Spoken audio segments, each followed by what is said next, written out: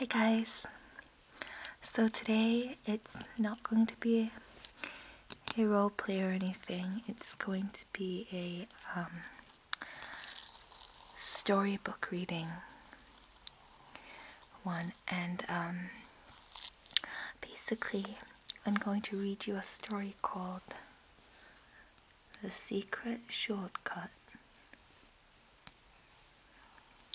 by Teague. And you can see there's these two boys and they're going to go on a little adventure. You can see a crocodile here and a tiger and a butterfly, and you can even see a snake right here in the corner.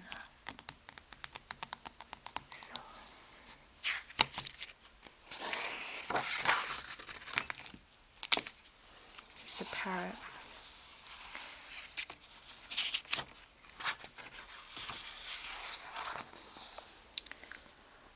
On Monday, Wendell and Floyd were late for school. Here's the teacher, and here's Wendell and Floyd getting told off by the teacher. I think they were supposed to be here by 9 o'clock. But they arrived around 10 minutes late.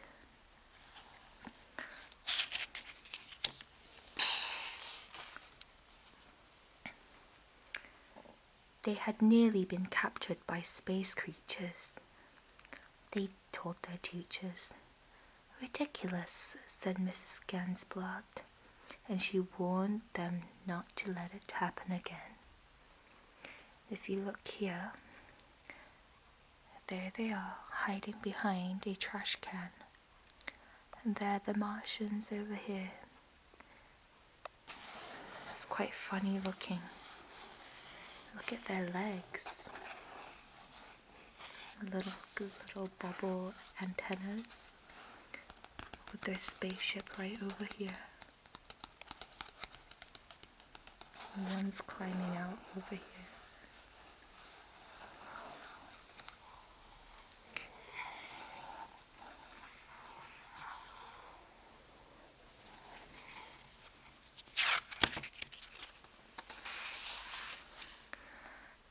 But Tuesday was no better. Pirates were on the loose in the neighborhood. It was sheer bad luck, Wendell and Floyd explained when they showed up late for school. Preposterous, said Mrs. Gansblatt. Here are the pirates. Ahoy, mate. Yeah, here they are. And here's Wendell and Floyd again up on the tree.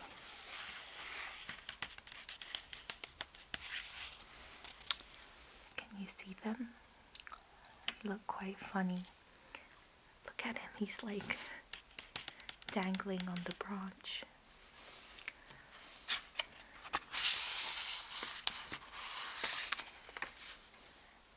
And on Wednesday, even though Wendell and Floyd left early, a plague of frogs made them late once again. Absurd, cried their teacher. I'm warning you.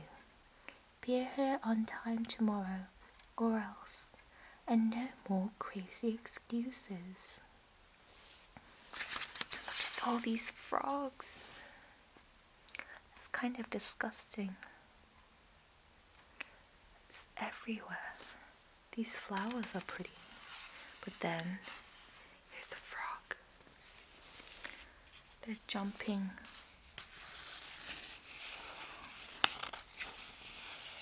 All over the place. It's crazy.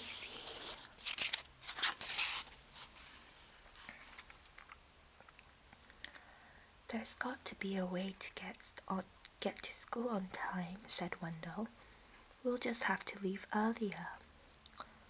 Floyd arrived at Wendell's house so early the next morning that the sun was barely up and Wendell was still in his pajamas.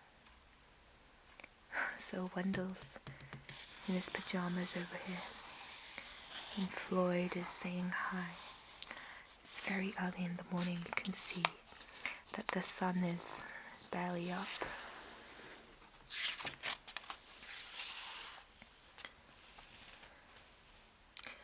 I've got an idea, said Wendell as he quickly got dressed.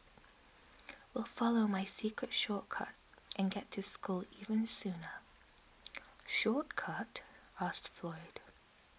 I didn't know there were any good shortcuts to school. This is the secretest shortcut of all, said Wendell. In fact, I've invented it myself.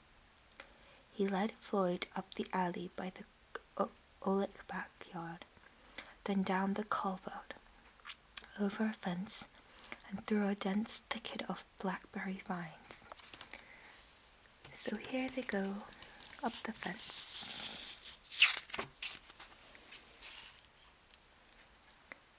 Look, it's like a jungle. Then they scrambled over some boulders, down a steep bank, and crossed a narrow stream. This is some shortcut, said Floyd. Relax, said Wendell. We'll be there in a minute. But the forest became thicker and darker. Soon it was hung with vines. The screeches of strange jungle animals echoed all around. Maybe we took the wrong turn, said Floyd. I'm pretty sure the school is right up ahead, Wendell told him. Look at them. And here's a pigeon, and here's a rhinoceros, and an anteater. I don't know if you can see that. And there's a poisonous frog, and a leopard, and a snake, and a parrot, and a butterfly. Oh dear, look at the crocodiles. But the jungle only grew wilder, and when the boys finally came to their trail, it didn't lead straight to school, as they hoped. Instead, it meandered through quicksand swamps and past large sleeping crocodiles. There's also a hippopotamus over there, but these crocodiles are sleeping. And across a deep rocky gorge, look, so steep and high.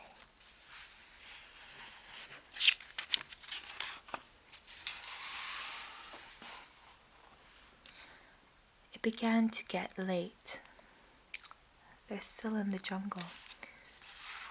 Over here.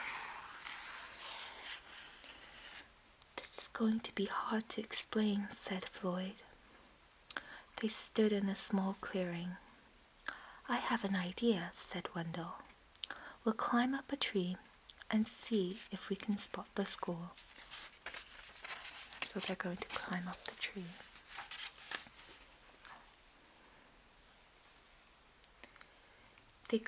They chose the biggest, tallest tree they could find and climbed all the way up to the top. Do you see the school? Asked Wendell. I don't even see the town, said Floyd. I have another idea, said Wendell. What is it? Asked Floyd. He was getting tired of Wendell's ideas. We'll swing from these vines just like the monkeys, said Wendell. That way we'll travel faster. So these monkeys over here use these vines to cross the land.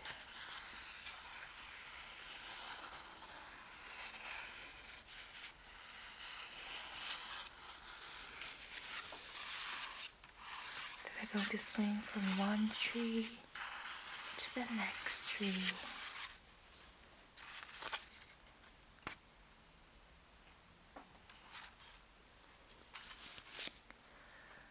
Soon they were swinging vine to vine. "This isn't bad," shouted Floyd. "I'll bet we'll make in good time." "I knew this shortcut would work out," Wendell crowed. But at that moment they ran out of vines. Oh no.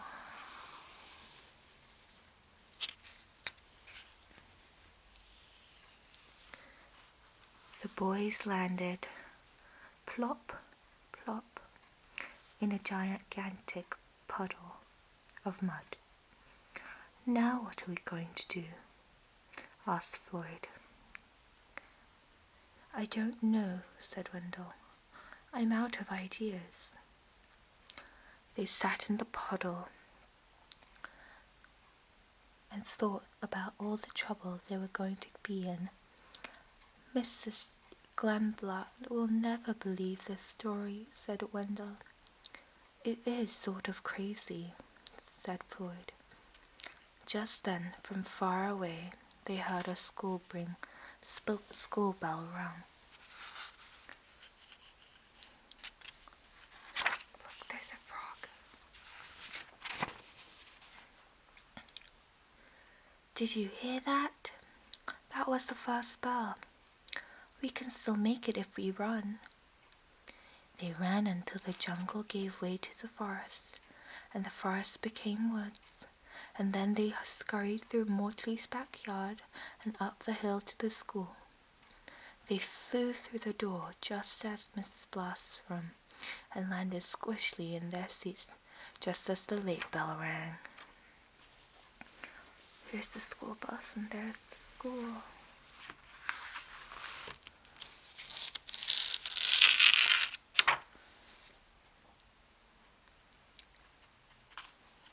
"Well, you made it," said their teacher, "and just in time.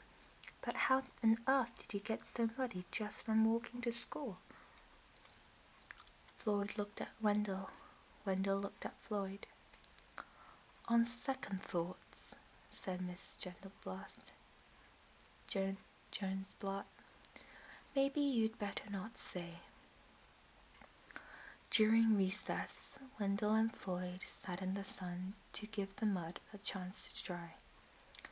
"At least we finally got to school on time," said Wendell.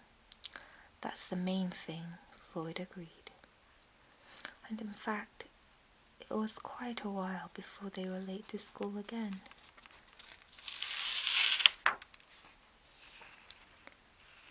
Even so, they never did find a really good shortcut. Look at that. He's about to fall off. That's the end of the story. So I hope you guys like that, and I'll see you guys soon.